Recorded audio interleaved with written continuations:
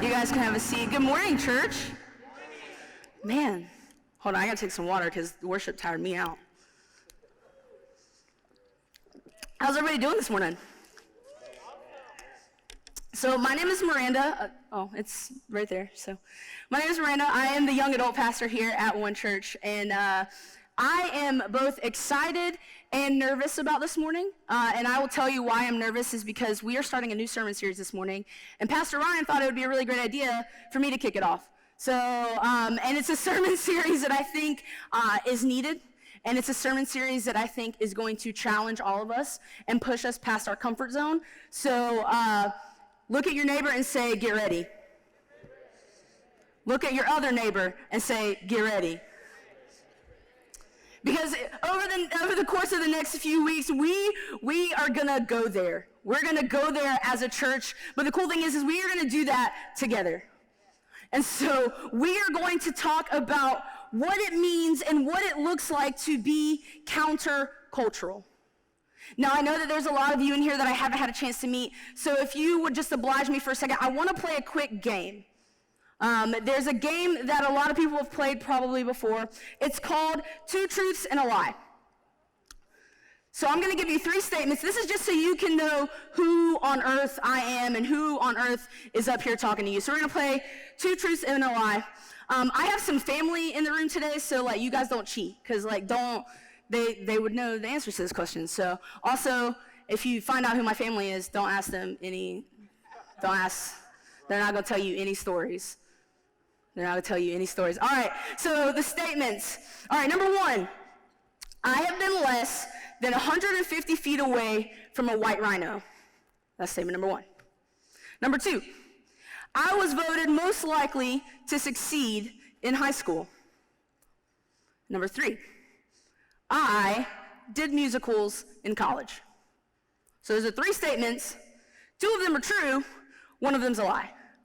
So crowd participation, hold up the number of fingers. So if you think one's a lie, if you think two's a lie, if you think three's a lie. So hold up whichever one you think is the lie. All right? I'm trying to see a consensus here. I see a lot of twos, and I'm a little hurt by that. I'm not even going to lie. All right, so number two was actually the lie. Why are you cheering that I wasn't voted most successful? Okay, so I actually did win a senior superlative. I was voted most talented in high school, so that's a thing. But yes, I was less than 150 feet away from a white rhino. I took a missions trip a couple years ago to Zambia in Africa, and we did a safari. And they told us that we were going to pay this man some money, and then we were going to get off the bus, and we were going to go see an animal. And so I just do what I'm told if I'm in a foreign country like that. So we walked in a single file line in some bush around these places, and we saw this white rhino, probably from me to the black drapes back there. So that was really close. And then number three, I did do musicals in college. I was in Sound of Music and You're a Good Man, Charlie Brown. And so I played the housekeeper, Frau Schmidt, in Sound of Music. Oh gosh, I can't even believe I'm getting ready to say this. I played Woodstock in You're a Good Man, Charlie Brown. So there you go. So now I think we're all good, right? You know me now a little bit. But yeah, so jumping back in, because that has nothing to do with being counterculture, but here we go. So we're going to talk about what it means, what it looks like to be counterculture. And I think that it's no surprise to us that we turn on the news, we open our phones, we scroll on the apps. It's no surprise that we live in a world today that is very, very different than how it was created to be. You see, as the church and as Christians, it's not enough, and I'm going to challenge us, it's not enough to focus on just the issues that make us comfortable. It's not enough to sit here within these four walls in these nice padded chairs and talk about the things that are comfortable to us. As the church, we are called to more. And as one church, we are definitely called to more. We are called to be on the front lines of these issues and these conversations and these situations. You see, being countercultural is biblical. We are called to be Christians. We are called to be Christ ones, Christ-like. And so we are supposed to bear the image of God, which in turn is being like Jesus. And I don't know about you, but the Jesus that I read was very countercultural. He ate with people that other people would not eat with. He talked with people that he would have no business talking to. He loved people. And I'm just going to end it there, because he loved people. Regardless of their age, regardless of their status, regardless of their race, religion, whatever it may be, their sexuality, yeah, I'm going there. Regardless of what it was, regardless of who they identified with or how they identified, Jesus loved them.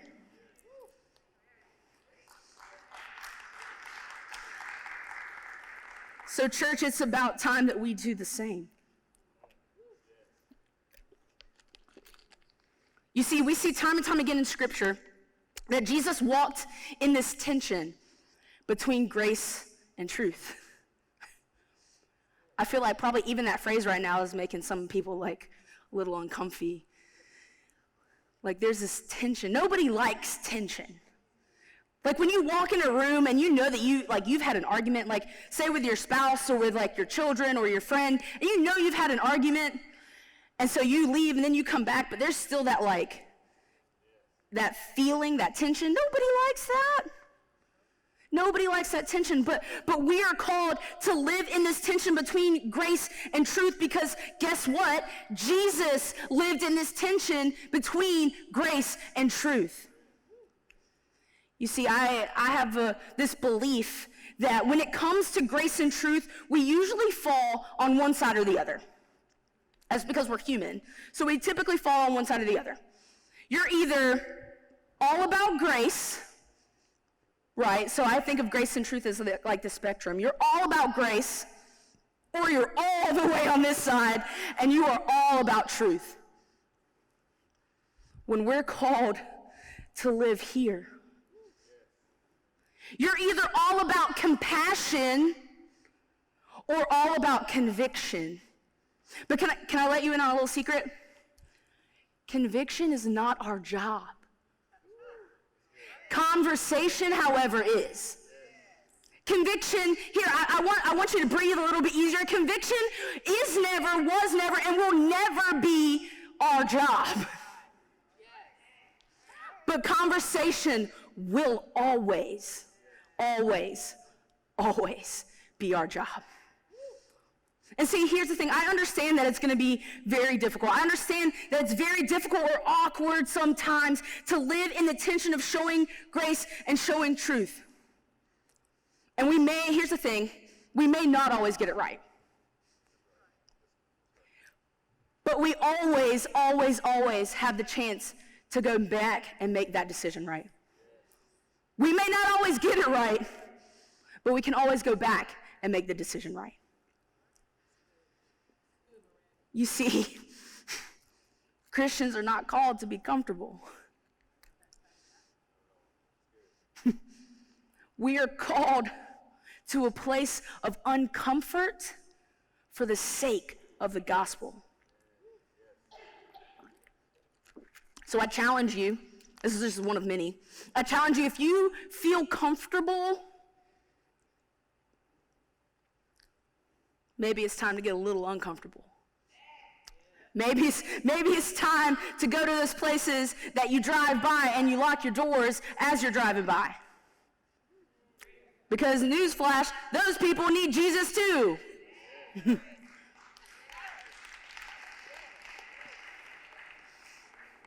We can do our best, and we have to do our best to follow Jesus' example of being full of grace and truth. Because why? Right here. Love is the tension between grace and truth. In this middle area right here, between grace and truth, love resides, love abounds, or at least it should. Because here's the thing, if you find yourself being more grace than you are truth, you tend to become a doormat where people will walk all over you and take advantage. And really, are you ready? You're cheapening the gospel message. But then if you find yourself more on the truth side than grace, it's like that old saying, people don't care how much you know until they know how much you care. It's almost like a slap in the face if you're more truth than you are grace. And once again, you cheapen the gospel message. And I don't know about you, but this message right here, I can't cheapen it. That doesn't sit well in my spirit. Because this gospel message right here is for everybody. It doesn't just say within these pages that Jesus died for the people that go to one church on Westchester Drive. It doesn't just say, Jesus died for my family and that's it. Or Jesus died for this race, but probably not this race. It doesn't say that Jesus died just for do I do it? It doesn't just say that Jesus died for people of a different lifestyle, of a different sexuality. It doesn't just say that Jesus died for heterosexual people. Jesus died for all. And as I'm gonna pick on our Ignite youth, I think they say this, and it probably will become very uncool after I say it. But Jesus died for all, period. Done. Right? I saw some laughs over there. It's fine. I'm used to it. So we have to be okay.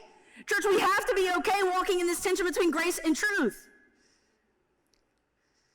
So what I want to do today is I want to take a look at a couple of popular stories within Scripture to help us navigate, to help us figure out how do we do this? How do we walk in this balance between grace and truth? So the first one is found in the book of Mark. So Mark chapter 2, 15 through 17 is where we're going to be for right this second. So we're going to look at 3 different stories because everybody knows any pastor loves a good 3-point message, right? Maybe I should have made it 4 to be a little counterculture, but here we are. So we're on 3. So Jesus eating with the tax collectors. That's the story that we find ourselves in right this second. So Mark chapter 2, verses 15 through 17. I'll be reading out of the NIV version. While Jesus was, let me go up. Once again, Jesus went out beside the lake, and a large crowd came to him, and he began to teach them. As he walked along, he saw Levi, son of Alphaeus, sitting at the tax collector's booth. "Follow me," Jesus told him, and Levi got up and followed him. Levi is Matthew, the tax collector. While Jesus was having dinner at Levi's house, many tax collectors and sinners were eating with him and his disciples, for there were many who followed him. When the teachers of the law, who were Pharisees, saw him eating with the sinners and tax collectors, they asked his disciples, "Why does he eat with the tax collectors and sinners?" On hearing this, Jesus said to them, "It is not the healthy who need a doctor, but the sick. I have not come to call the righteous, but sinners." And so I'm a little new to the whole titling my message and stuff like that. But this one is called Messy Grace. Messy grace. And so here we read that Jesus went to Matthew's house to eat with him, to share a meal with him. Because it's no stranger that Jesus was known for being very counterculture in the society that he lived. He walked and talked and did life with people that didn't look like him. Nobody was excluded. Jesus knew that the message that he had was greater and more important than any looks, any stares, any behind-the-back whispers that he would ever receive. Jesus knew. He knew this gospel message. And we find him here eating with sinners and tax collectors. Can I ask you a question, church? When's the last time that you ate with somebody who wasn't a Christian? When was the last time you invited somebody who wasn't a Christian to your house, around your table, to coffee? How are we going to reach the lost if we're only communicating with like-minded believers?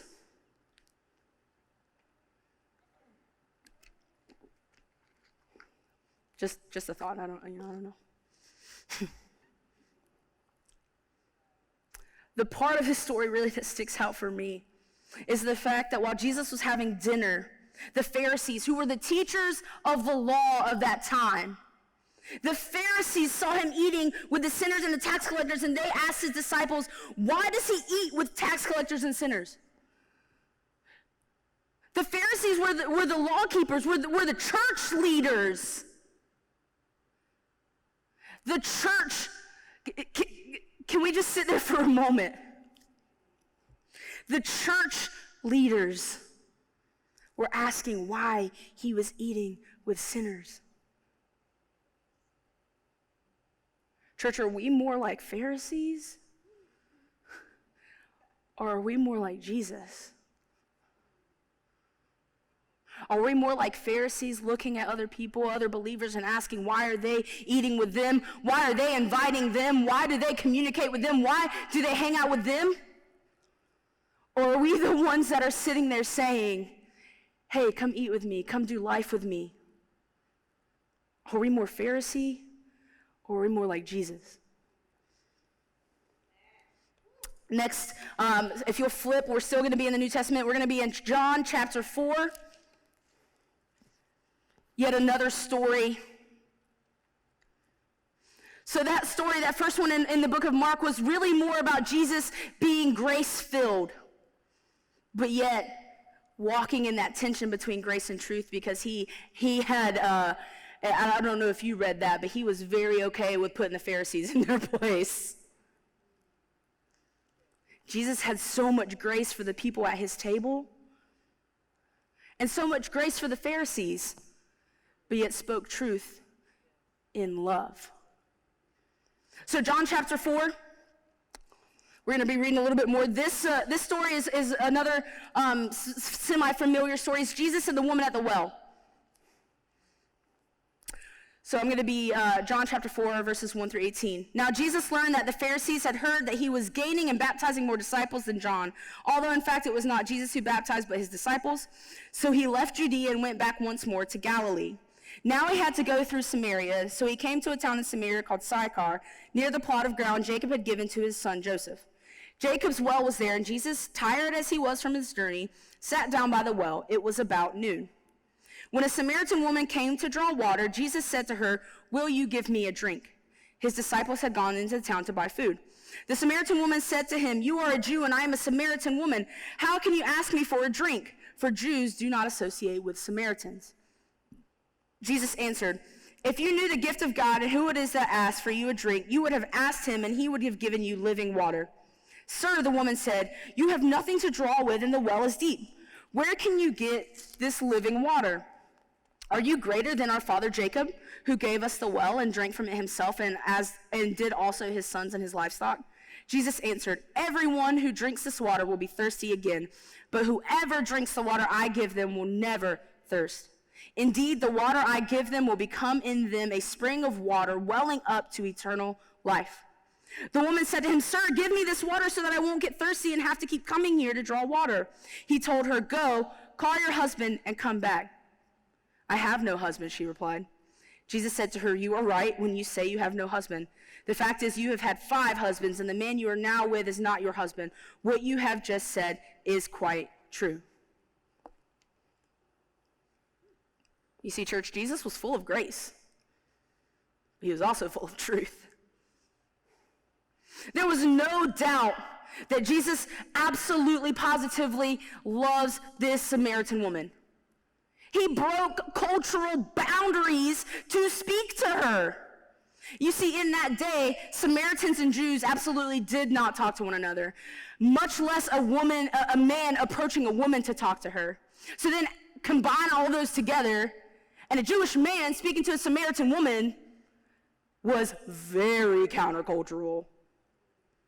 But Jesus saw her He didn't deny that she was a Samaritan woman, but his love for her helped him to walk across that boundary, helped him to see her right where she was. You see, the thing is, Jesus loved her. He showed her grace, but he didn't sidestep her sin. Jesus was and still is about freeing his people from the bondages, systems, and structures against them. Jesus was full of grace and full of truth. How we doing? You all right? Y'all a little quiet. Ooh. All right. The next story that we're going to go to is Mark chapter 11. So we're flipping back to the book of Mark. And this one is one I want to camp on for a little bit.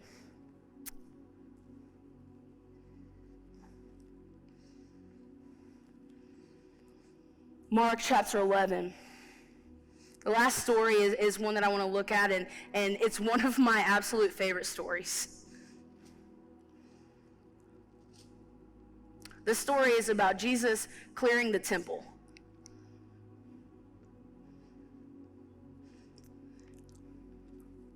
Verse 15. On reaching Jerusalem, Jesus entered the temple courts and began driving out those who were buying and selling there.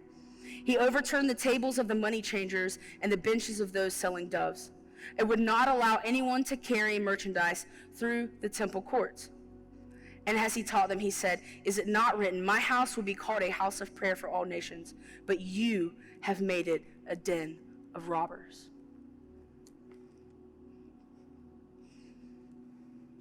So when we look at this story of Jesus, we see that there's some differing opinions on like when this story actually took place, but most scholars would say that this story takes place during Holy Week.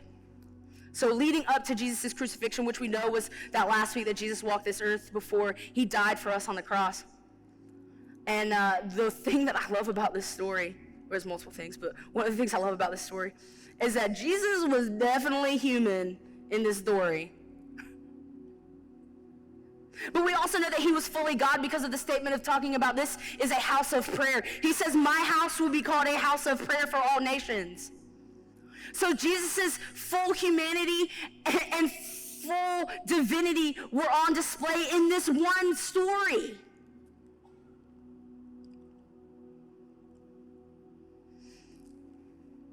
You see, there is a righteous anger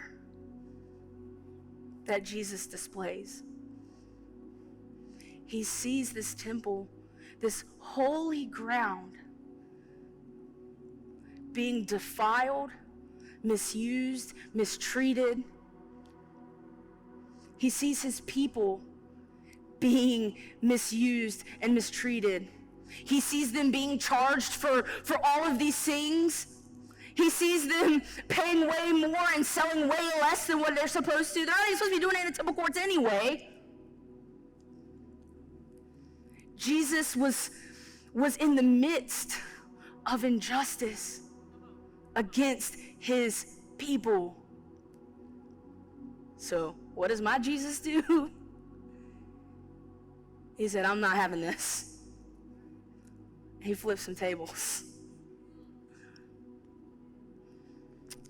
I have a table back here, and you may have noticed, I don't know if you have, but you may have noticed there's a couple people around here wearing some matching t-shirts. Just a couple. This story has significantly impacted our young adult ministry here at One Church. Because for us, it's pretty simple. We knew that we were coming into this counterculture series, and so for us, we knew that in order to see counterculture, we have to be counterculture. In order to see counterculture, we have to be counterculture. Up here's one.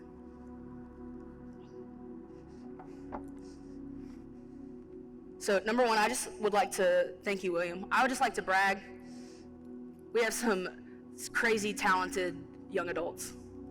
like crazy talented. And this table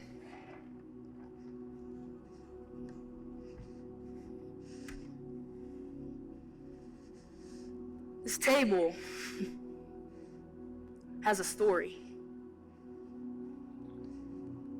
You see, Nexus, we've kind of been talking about it on our socials and stuff like that, and you see people wearing these shirts.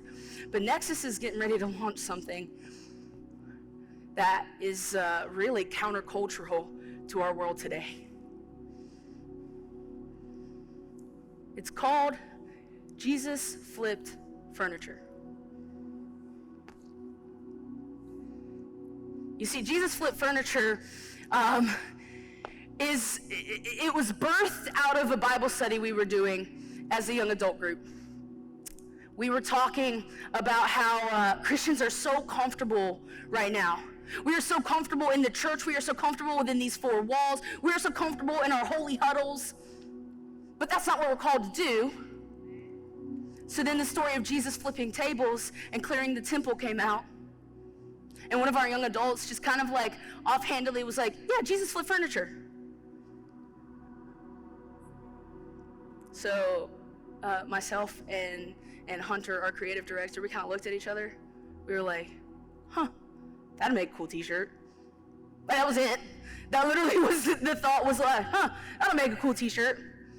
Then the next day, we're back here in the office and we're talking, and this idea of Jesus flipped furniture would not leave our minds, like at all. We continuously talked about it, like, well, what would that look like? Like, that would be really cool. You know, we're currently in High Point, and High Point is the furniture capital of the world. So that's kind of where the Jesus Flipped Furniture portion of it came from. So we thought more about it, and we were praying more about it, and the thing was that God would not let us let this go. Have you ever had something that God just would not let you let go of? As much as you try to run from it, as much as you try to hide from it, God just is like, nope, you're doing this. That's Jesus Flipped Furniture. Hunter and I both are like, we don't have time. We don't have time. Honestly, I looked at my Nexus budget. I was like, I don't have money. I don't have time. I don't have money. I don't have resources. I'm not a designer. What do I know about launching a movement? And God said, exactly. He said, you can't do it. But with me, you can. So we began brainstorming and designing and trying to schedule conversations. I sent more emails in a week than I probably sent in the last 2 years. Y'all. But little did we know in sending these emails and scheduling these conversations that God had already gone before. And when I say gone before, I mean like lightning speed gone before. He led us into conversations that we didn't even know we needed. We had a conversation with a gentleman here at the church that loved the idea and the vision of Jesus Flipped Furniture and wanted to help support us. And we were literally just standing in the parking lot after a staff meeting, and this gentleman drives up. We were just standing in the parking lot and having a conversation that led into me sharing the vision, and then he's like, yeah, I want to support you however I can. We met with another pastor on our district for coffee who helped us figure out our vision and what that looked like. And we talked about, he brought up connections that Hunter and I had only been thinking about. He's like, well, hey, I have this connection with this organization. And Hunter and I looked and we laughed and we had to stop him in the middle of his sentence. We were like, we don't mean to be rude. We're really not laughing at you. We're just laughing at how good God is. Because we had already been thinking. And here's the thing about that church. It was the exact names. Like, we had a list of names, and this pastor brought a list of names, and they were the same. You can't sit there and tell me that's not God. And I'm not done. We sent an email. So the organization we wanted to partner with was World Relief of the Triad. So we sent an email to World Relief of the Triad to set up a meeting, and little did we know with that, the email response that we got, the very first line said, "Oh, that's really funny. I reached out to you guys via your website." Before I ever sent the email. And so we met with World Relief, and they are excited about what Jesus Flip Furniture is all about. And so Nexus is going to be partnering with World Relief and helping them and serving and volunteering, because at Nexus, we believe in being the hands and feet of Jesus. So, shameless plug, if you are a young adult between the ages of 18 and 30, like, come on. Because what we're going to do is we're changing this world. What we're going to do is we are going to be unashamed about the Jesus that saved our souls. What we're going to do is we are going to be the hands and feet of Jesus wherever we go. I'm not, and I challenged my young adults this. I think it was probably the first meeting that I had that I led them, so thanks guys for sticking with me. But I was like, we're not just going to sit here and do Bible study and that's going to be it. We're not going to do that. I challenged them. I kind of gave them some ideas. It's been quoted around the staff table that radical outreach. Those are my ideas. Because I am here and I am about seeing the unwanted, the lost, the underdogs come to know Jesus. Because that's what Jesus would do. And so, here we are, Jesus Flip Furniture. Jesus Flip Furniture was birthed out of a desire to challenge injustice, to be countercultural to what our world says today. And so challenging is kind of twofold. Challenging mentally by having the tough conversations, by stepping outside of your comfort zone for the sake of the gospel. And then the second part is physical. Church, if you're not getting your hands and feet dirty for the sake of the gospel, we might need to sit down and have a conversation. So that's what we're about. And so for us, we were like, there's so many injustices against God's people. Where do we even start? We felt very insignificant when we looked at this, and we're like, we want to talk about injustice, but there's so many. So we narrowed it down. We said, all right, what do we start with? Let's start with what? How do you eat an elephant one bite at a time? So how do you, tackle injustice one injustice at a time, I guess. It doesn't really work that same way, but you get what I'm saying. And so we were like, okay, we are in High Point. We are a church in High Point for High Point and beyond, but High Point specific right now. I don't know if you know this, but High Point is the furniture capital of the world. If the big chest of drawers does not give that away, I don't really know what would. And so we're like, okay, furniture, Jesus Flip Furniture, got it. And then I just moved to the area a couple months ago and found out about this thing, this like little thing, I don't know if you've heard of it, called High Point Furniture Market. Oh, you've heard of it? Yeah. So this is like little thing that happens on High Point. Nothing huge. But so we were looking at High Point Furniture Market and seeing the thousands and thousands and thousands and thousands of people that descend upon High Point for this week. And looking at World Relief and how we could partner with them. And one injustice in particular stood out. Human trafficking. You see, we were looking at the stats, and North Carolina on any given day is in the top 10 for human trafficking. Top 10. Normally, it's really good to be in the top 10. This list, not so much. But twice a year, High Point, where we are right now, High Point jumps to number 1. I'll give you like 3 guesses to figure out what 2 weeks those are.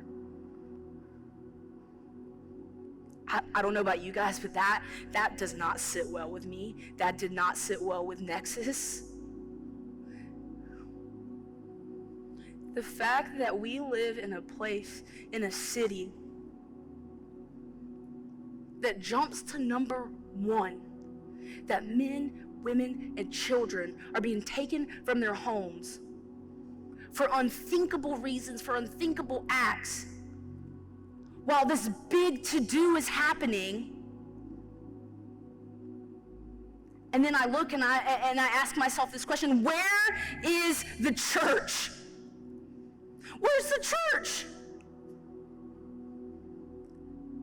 And the answer was kind of heartbreaking. The church is doing everything they can to avoid going downtown. The church is doing everything they can to avoid downtown High Point.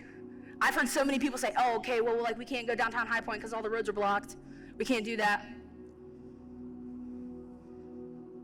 But what would it look like if we say we're the church? What would it look like if we were to be the church?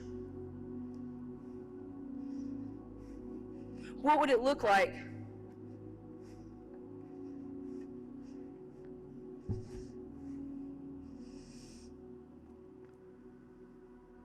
So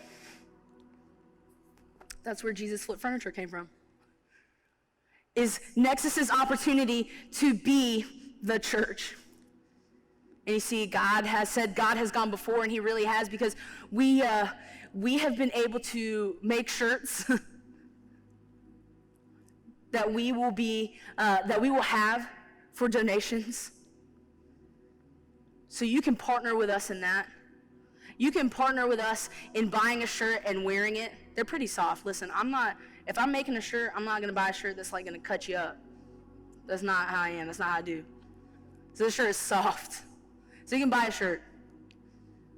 And as we were looking for the domain name, we were like, okay, like, what are we gonna say? Like JesusFlipFurniture.com. And we looked it up, and it was like, nobody bought it.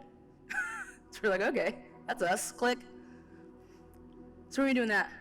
But we're also gonna partner with World Relief of the Triad in the fall to be on the ground at Furniture Market, passing out literature, talking to people, praying with people if they ask for prayer. So if you have some good walking shoes, you can absolutely join us for that as well. But it's not just gonna stop there. You see, Nexus is gonna be flipping homes for survivors, for refugees, for immigrants. Because we're not just gonna stop at human trafficking. We're not just gonna stop there.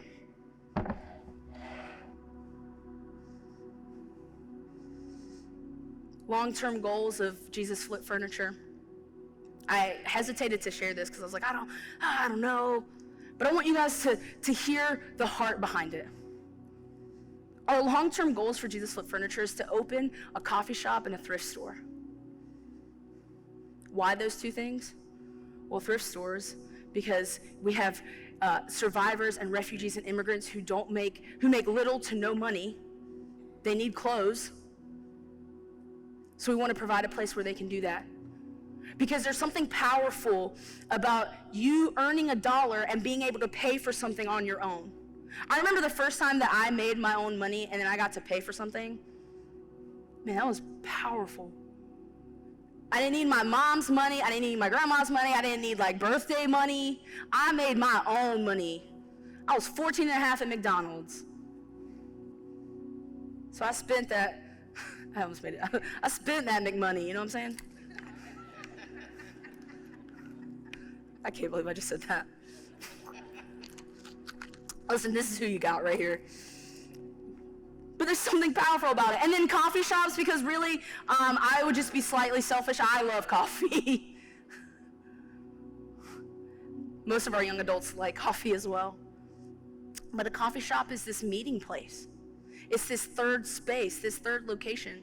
So normally people have their home and their work. This is a third space where people can come together, where people can build community, where people can do life together. And so all the profits of the shirts will be going towards that. We'll be donating some to World Relief as well. But church, where there is brokenness, we should seek restoration. Where darkness dwells, we should shine a light. Because repentance always precedes repair. You see, church, injustice is what we are fighting against, but it's people we are fighting for. Because the root of injustice is spiritual, while the nature of injustice is relational.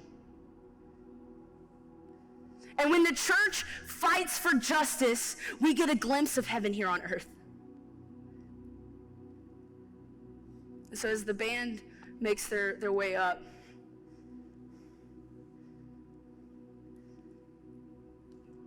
it's time for the church to be the church.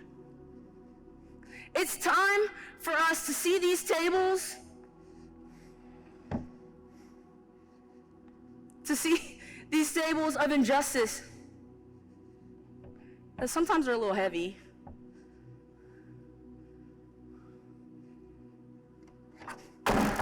It's about time we flip them. It's about time that as the church, we flip some tables for the sake of the gospel. So the band's gonna come up and we're gonna sing a song. We're gonna sing a song. It's called Holy Ground. Because here's the thing, when we start flipping tables, chains fall, fear bows, lives are healed, and hope, oh boy, hope is found.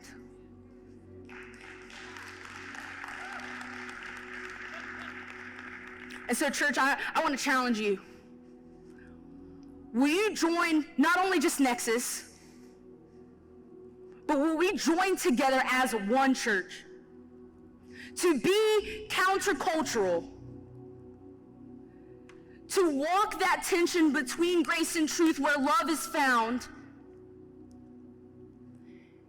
and flip and challenge injustice? Listen, church, I'm not asking for a lot. It's time for us to be the church. So will you join us? Challenge injustice, one table flip at a time.